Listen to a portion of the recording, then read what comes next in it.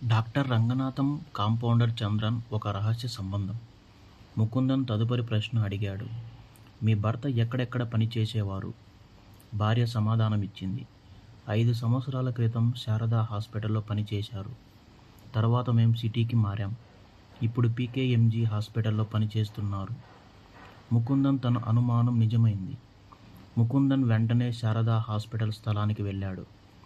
కానీ అక్కడ కాలిపోయిన భవనం. గోడలు నల్లగా మారిపోయాయి. కిటికీలు పగిలిపోయాయి. ఏళ్ల కిందటి అగ్ని ప్రమాదం గుర్తులు. హాస్పిటల్ మొత్తం దగ్నమైపోయింది. స్టేషన్కి వచ్చి పాత రికార్డులు వెతికాడు. న్యూస్ చదివాడు.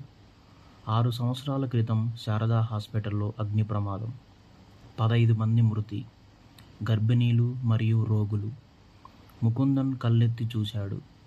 న్యూస్ ఫుటేజ్లో వీడియో ప్లే అవుతుంది. జనం అరిచే దృశ్యాలు. పోలీస్ వ్యాన్లో ఒక వ్యక్తిని ఎక్కిస్తున్నారు. న్యూస్ హెడ్లైన్: హాస్పిటల్కు కావాలనే నిప్పంటించి 15 మందిని చంపిన ఒక వ్యక్తి అరెస్ట్. ఆ వ్యక్తి పేరు రాఘవన్.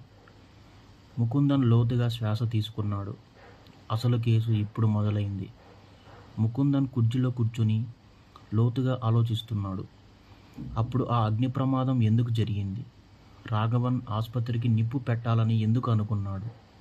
డాక్టర్ రంగనాథం, కాంపౌండర్ చంద్రన్ ఇద్దరూ ఇప్పుడు చనిపోయారు.